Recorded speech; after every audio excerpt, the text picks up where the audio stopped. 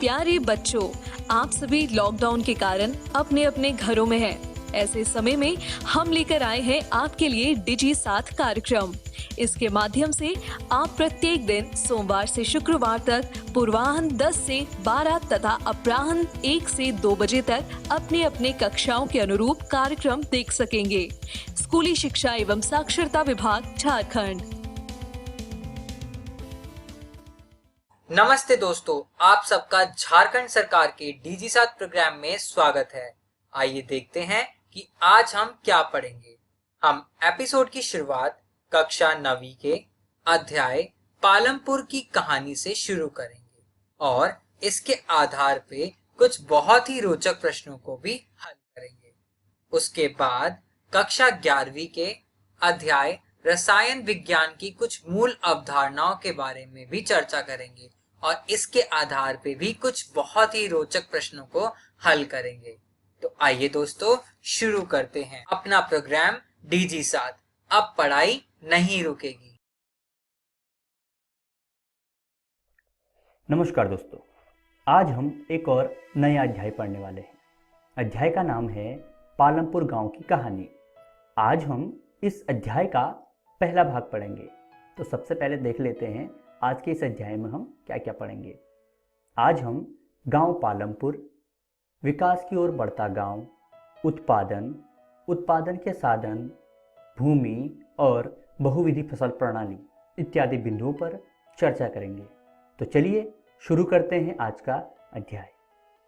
बच्चों, पालमपुर में खेती ही मुख्य क्रिया है और बाकी अन्य कई क्रियाएं जैसे पशुपालन, मुर्गी पालन, डेयरी और दुकानदारी के अलावा परिवहन इत्यादि भी सीमित स्तर पर की जाती है।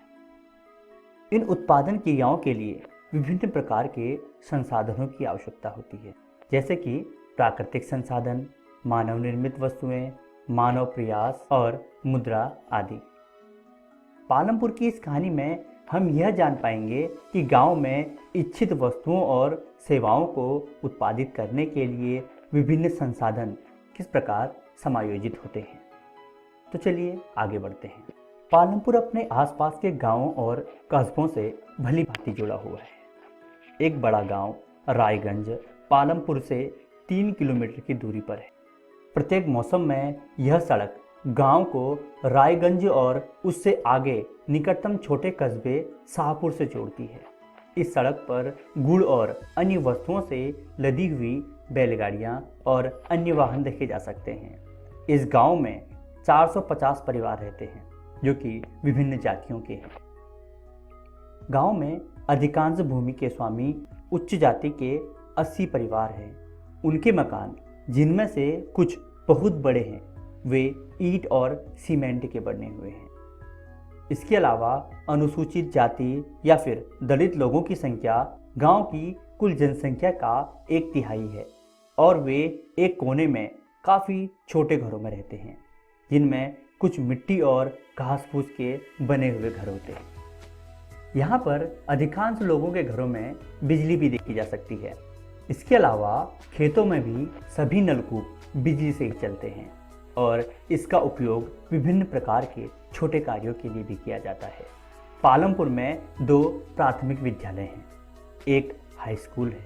गांव में एक राजकीय प्राथमिक स्वास्थ्य केंद्र है और एक निजी औषधालय या हॉस्पिटल भी है, जहां रोगियों का उपचार किया जाता है। यह काल्पनिक गांव पालमपुर हमें किसी भी गांव में विभिन्न प्रकार की उत्पादन संबंधी गतिविधियों के बारे में बताएगा। भारतीय गांव में खेती उत्पादन की प्रमुख क्रिया होती है। बाकी अन्य गतिविधियों में परिवहन, दुकानदारी तथा डेयरी गैर कृषि क्रियाएं कहलाती हैं। हम उत्पादन के बारे में कुछ सामान्य बातें जानने के बाद इन दोनों प्रकार के क्रियाओं पर विचार करेंगे। तो सबसे पहले उत्पादन की बात करते हैं। उत्पादन का उद्देश्य वस्तुओं और सेवाओं को उत्पादित करना है। ये ऐसी वस्तुएं और सेवाएं होती हैं जिनकी हमें आवश्यकता होती है। जैसा कि हम देख पाते हैं हमारे गाँव में, कस्बों में, शहरों में या फिर विश्व में प्रत्येक व्यक्ति किसी न किसी तरीके का कोई ना कोई उत्पादन जरूर कर रहा होता है।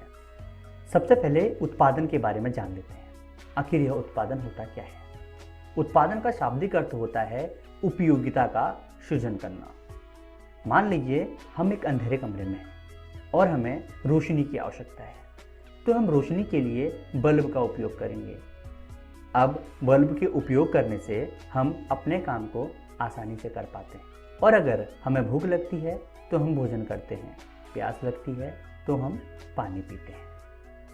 तो बच्चों, हम कह सकते हैं किसी भी वस्तु में निहित वह शक्ति जिससे हमारी आवश्यकता की पूर्ति होती है उसे उपयोगिता कहते हैं। जैसे भोजन से हमारी भूख मिटती है, अर्थात भोजन में वह शक्ति है जो कि हमारी भूख मिटा रही है। वहीं दूसरी ओर पानी में भी वह शक्ति है जिससे कि हमारी प्यास बुझ जाती है। हम अपने आसपास मिट्टी देखते हैं। अगर इस मिट्टी में हम काम करके, इसमें अपना श्रम लगाकर इससे कुछ बर्तन बनाएं, तो उन बर्तनों का उपयोग हम कुछ सामान रखने के लिए, पानी भरने के लिए या फिर पानी पीने के लिए कर सकते हैं। अर्थात जब हम किसी कच्चे माल को किसी काम के लायक बनाते हैं या उपयोगी बना देते हैं, उसे उत्पादन कहा जाता है। जैसे हमने मिट्टी का उपयोग करके उससे घड़ा बनाया, उससे मिट्टी के बर्तन बना दिए, अर्थात हमने उत्पादन कर दिया।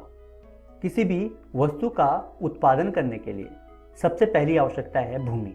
भूमि का मतलब केवल जमीन से नहीं होता। भूमि के अंतर्गत हम अन्य प्राकृतिक संसाधनों को भी रखते हैं, जैसे पानी, हवा और सूर्य का प्रकाश। भूमि के अलावा भौतिक पूंजी भी उत्पादन के लिए बहुत आवश्यक है। भौतिक पूंजी के अंतर्गत हम निम्न मदों को रखते हैं, जैसे मशीन और अन्य औजार।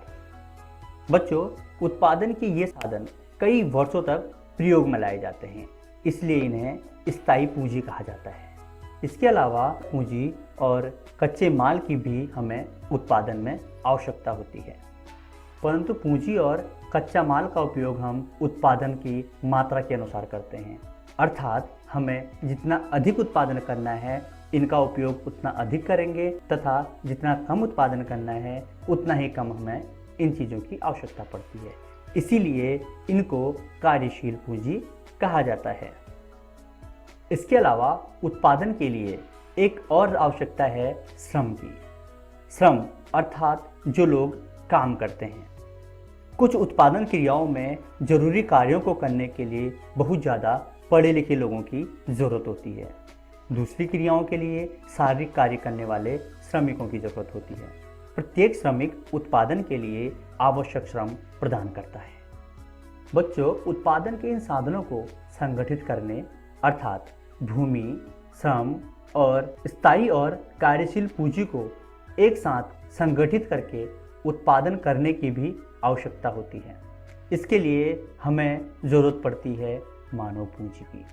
बच्चों, यह उत्पादन भूमि, श्रम और पूंजी को संयोजित करके संगठित होता है।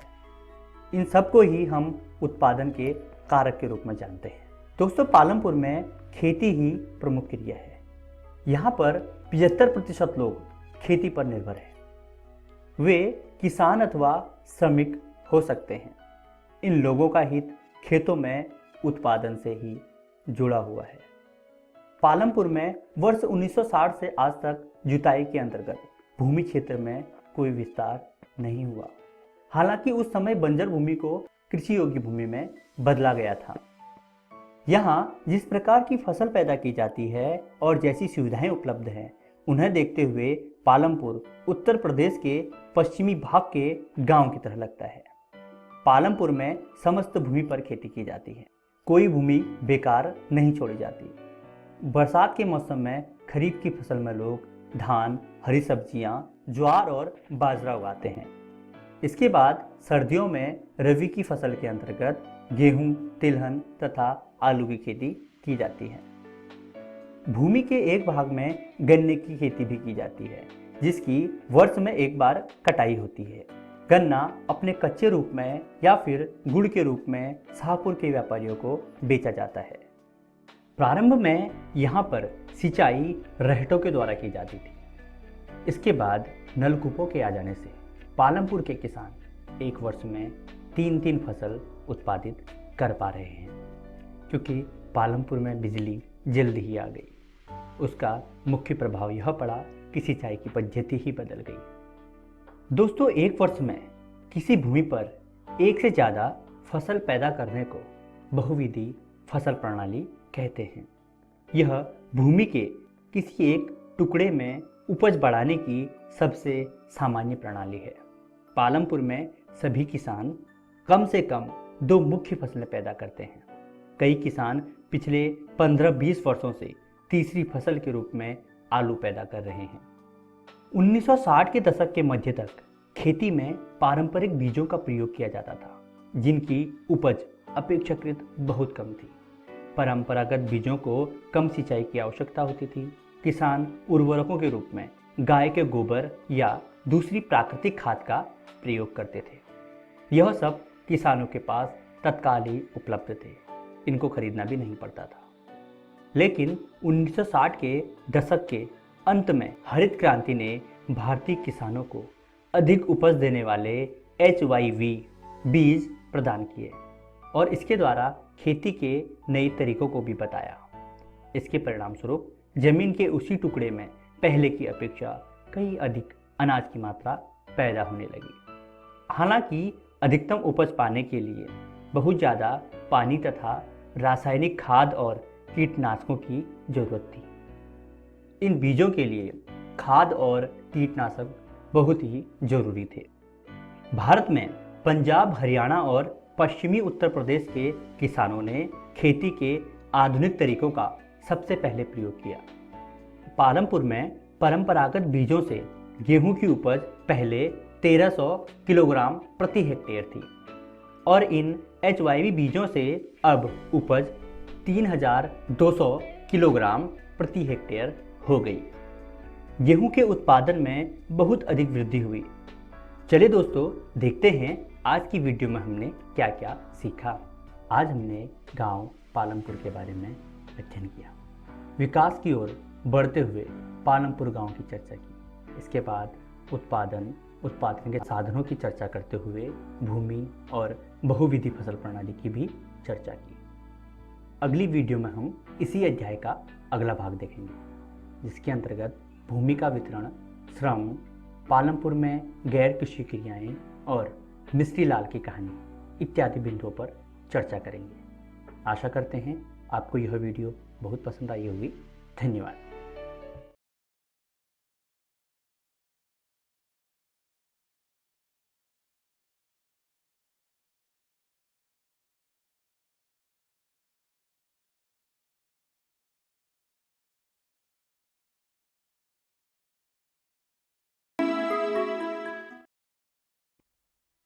नमस्कार दोस्तों, आज हम पालमपुर गांव की कहानी नामक अध्याय का अगला भाग पढ़ने वाले हैं। पिछले भाग में हमने पालमपुर की खेती के बारे में चर्चा करते हुए उत्पादन और उत्पादन के साधनों की चर्चा भी की थी।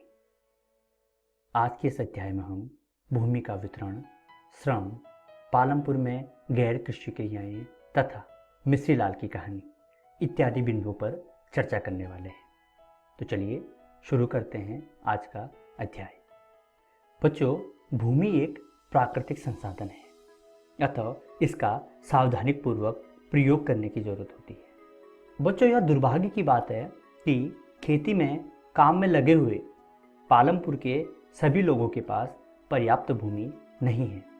पालमपुर में 450 परिवारों में से लगभग 1/3 अर्थात 150 परिवारों के पास खेती के लिए भूमि ही नहीं है। 1960 में कृषक गोविंद के पास 2.25 हेक्टेयर अधिकतर असिंचित भूमि थी।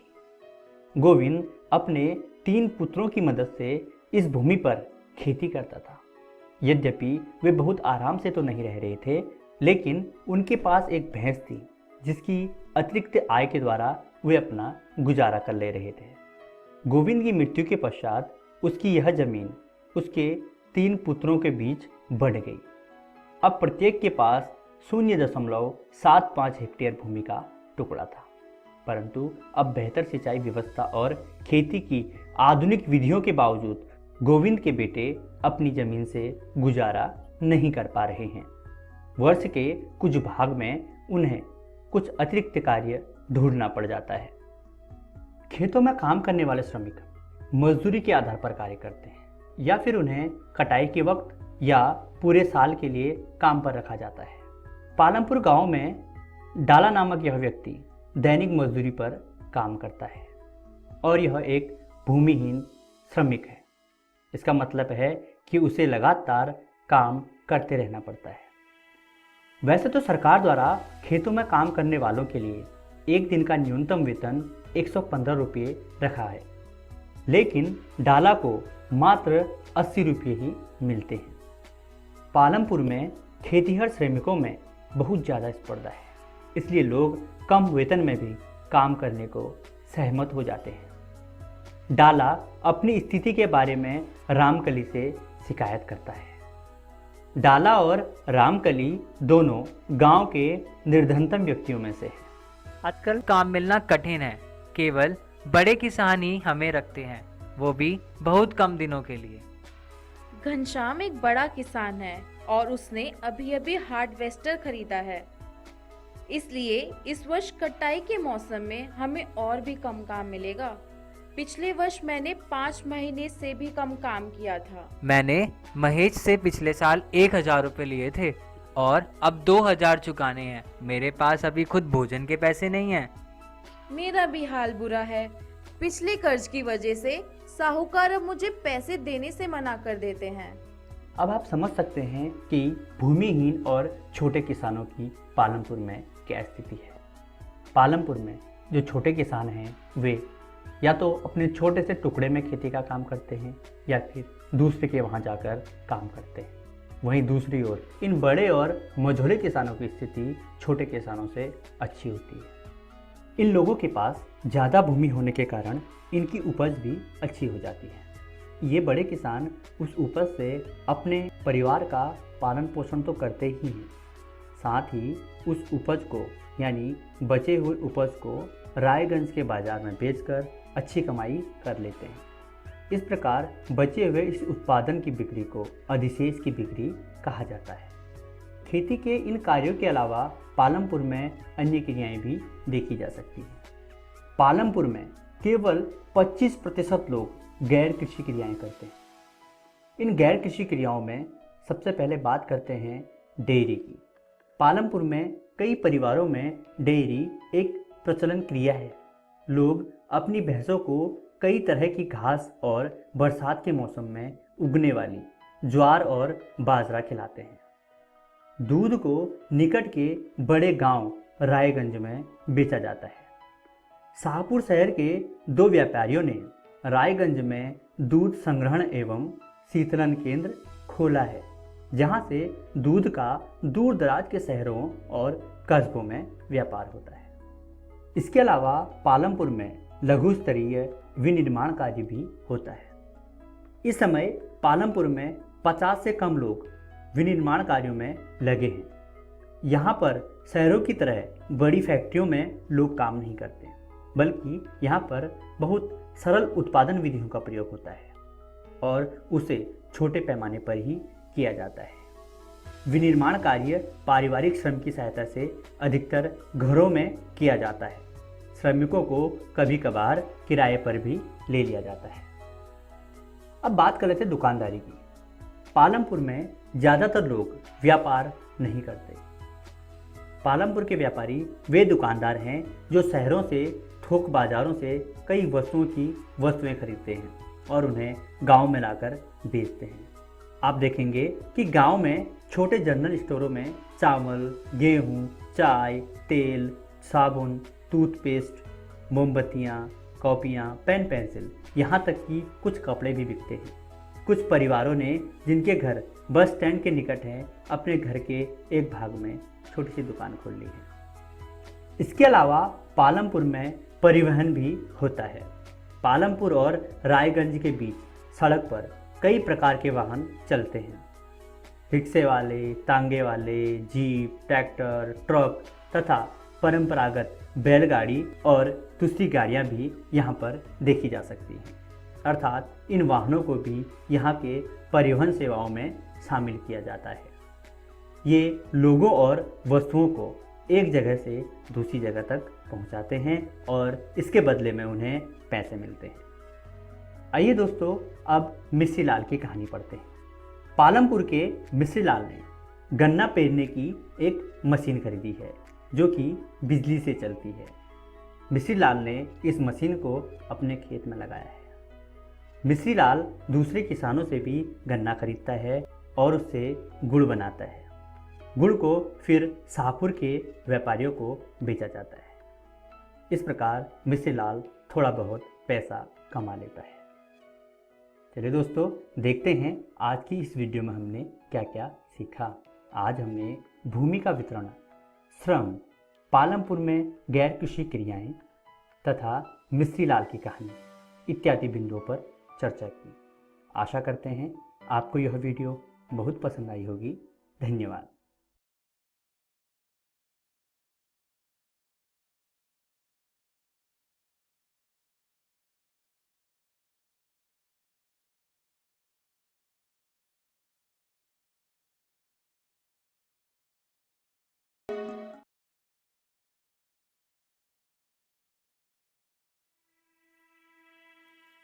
नमस्कार दोस्तों, आज हम अपना नया अध्याय शुरू करने जा रहे हैं जिसका नाम है रसायन विज्ञान की कुछ मूल अवधारणाएं का भाग 4। तो चलिए देखते हैं कि हम इस वीडियो में क्या पढ़ने वाले हैं। हम इस वीडियो में रासायनिक संयोजन के नियमों के बारे में पढ़ेंगे। तो चलिए शुरू करते हैं आज का वीडियो संयोजन प्रतिक्रिया के परिचय से। क्या आप संयोजन प्रतिक्रिया के बारे में जानते हैं? एक संयोजन प्रतिक्रिया वह प्रतिक्रिया है जिसमें दो या दो से अधिक पदार्थ या अभिकारक एक दूसरे के साथ मिलकर एक नया उत्पाद बनाते हैं। यह उत्पाद हमेशा एक यौगिक होता है। आइए इसे एक उदाहरण से समझें। मान लीजिए स्क्रीन पर दिए गए चित्र दो पदार्थ या अभिकारक के हैं। एक पदार्थ नीले रंग से दर्शा रहा है और दूसरा पदार्थ ग्रे रंग से दर्शा रहा है। जब यह दो पदार्थ एक दूसरे में मिलते हैं तो तीसरा पदार्थ बनाते हैं जिसे यौगिक कहते हैं। इस पदार्थ में कुछ विशेषताएं नीले वाले पदार्थ की होगी और कुछ विशेषताएं ग्रे वाले पदार्थ की होगी, जैसा कि आप स्क्रीन पर देख पा रहे होंगे। आइए अब हम अपने विषय पे आते हैं जो है रासायनिक संयोजन के नियम।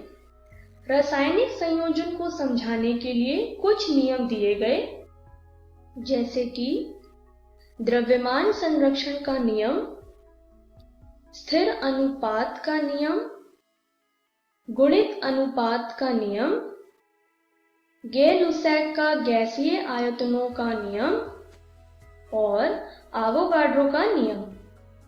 आज के इस वीडियो में हम इन सारे नियमों के बारे में पढ़ेंगे। आइए पहले नियम से शुरू करें जो है द्रव्यमान संरक्षण का नियम। द्रव्यमान संरक्षण का नियम आंतोइन लेवुसिये ने 1789 में दिया था। स्क्रीन पर दिया गया चित्र आंतोइन लेवुसिये का है।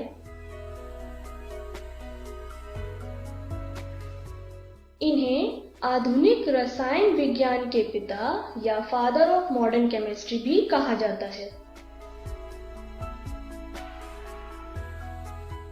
लेवुसिये ने इस नियम को समझाने के लिए एक प्रयोग किया था। आइए इस प्रयोग के बारे में जानें। उन्होंने एक फ्लास्क लिया, उसमें उन्होंने फास्फोरस और सल्फर को रखा।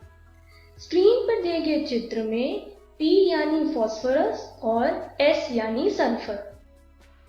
जब उन्होंने इस फ्लास्क को गर्म किया तो उन्होंने यह जाना कि किसी भी चीज को गर्म या जलाने के लिए ऑक्सीजन की आवश्यकता होती है और इस रासायनिक प्रतिक्रिया के बाद मिला हुआ उत्पाद का द्रव्यमान अभिकारक के द्रव्यमान के बराबर था। इस नियम के अनुसार उत्पादों के द्रव्यमान रासायनिक प्रतिक्रिया में अभिकारक यानी रिएक्टेंट के द्रव्यमान के बराबर हो जाती है। रासायनिक प्रतिक्रिया में द्रव्यमान को ना ही हम बना सकते हैं और ना ही नष्ट कर सकते हैं। परमाणुओं को नए पदार्थ बनाने के लिए पूर्ण व्यवस्थित यानी रीअरेंज किया जाता है। उन्हें ना तो बनाया जा सकता है और ना ही नष्ट किया जा सकता है। आइए इसे एक उदाहरण से समझें। हमने लिया एक हाइड्रोजन, जैसा कि आप स्क्रीन पर देख पा रहे होंगे, और इसमें लिया ऑक्सीजन। क्या आप बता सकते हैं कि हाइड्रोजन और ऑक्सीजन को मिलाकर क्या बनता है? हाइड्रोजन और ऑक्सीजन को मिलाकर बनता है पानी यानी H2O।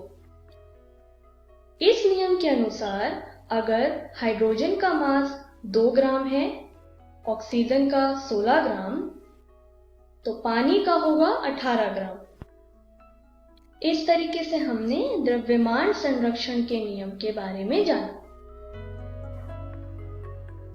अब हम अपने दूसरे नियम पे आते हैं, जो है स्थिर अनुपात का नियम। यह नियम जोसेफ प्राउस्ट ने 1794 में दिया था। इस नियम को निश्चित संघटन का नियम यानी लॉ ऑफ डेफिनेट कंपोजिशन भी कहते हैं।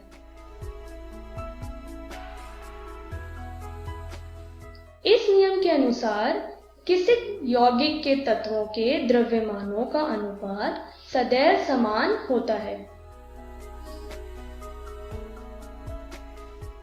आइए इसे एक उदाहरण से समझें। हमने 2 हाइड्रोजन लिए, जैसा कि आप स्क्रीन पर देख पा रहे होंगे, और हमने एक ऑक्सीजन लिया। एक ऑक्सीजन 2 हाइड्रोजन के साथ मिलकर पानी यानी H2O बनाता है। इसमें हाइड्रोजन और ऑक्सीजन का अनुपात सदैव 2:1 ही होगा।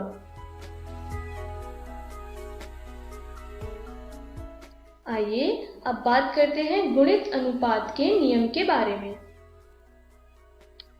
यह नियम जॉन डाल्टन ने 1803 में दिया था।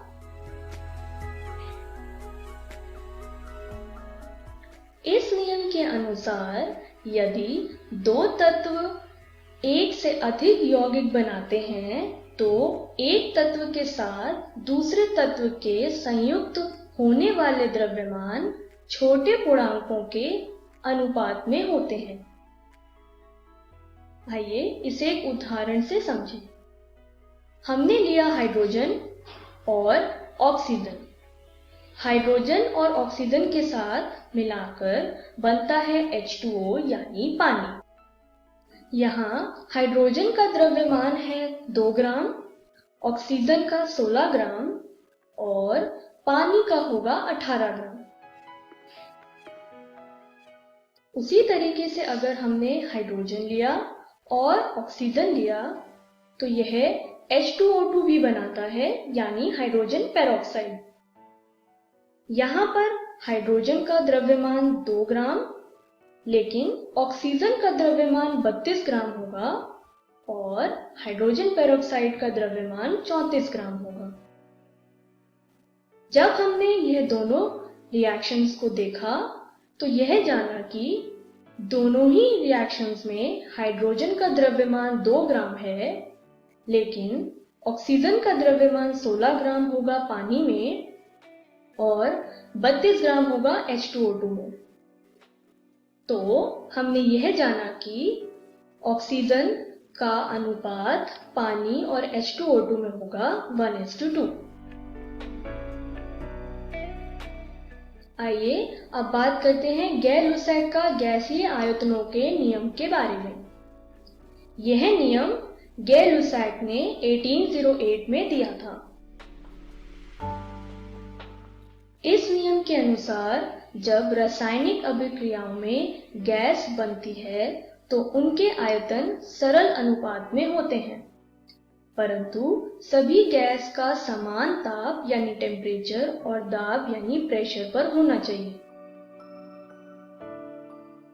स्क्रीन पर दिया गया पिक्चर पानी के बनने की रासायनिक प्रतिक्रिया को दर्शा रहा है।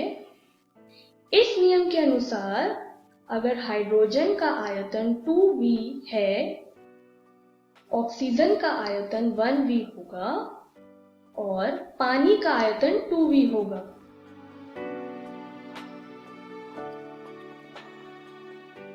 आइए अब बात करते हैं आवोगाड्रो के नियम के बारे में। यह नियम अमेलियो आवोगाड्रो ने 1811 में दिया था। इस नियम के अनुसार समान तापमान और दाब पर सभी गैसों की समान मात्रा में समान अणु होने चाहिए। इसे दूसरे शब्दों में समझें तो किसी भी गैस के आयतन उसके अणुओं की संख्या से सीधे अनुपातिक होती है। इसे हम इस तरह से भी लिख सकते हैं, यहाँ पर V गैस का आयतन यानी वॉल्यूम ऑफ गैस है और N यहाँ पर गैस के मोलों की संख्या या number of moles of gas है। इस तरीके से हमने आवोगाड्रो के नियम के बारे में भी जाना। तो आइए देखते हैं कि हमने इस वीडियो में क्या सीखा। हमने रासायनिक संयोजन के नियम के बारे में जाना। चलिए देखते हैं कि अगली वीडियो में हम क्या पढ़ने वाले हैं। हम परमाणु द्रव्यमान और आणविक द्रव्यमान के बारे में पढ़ेंगे, प्रतिशत संघटन के बारे में भी पढ़ेंगे। Thank you.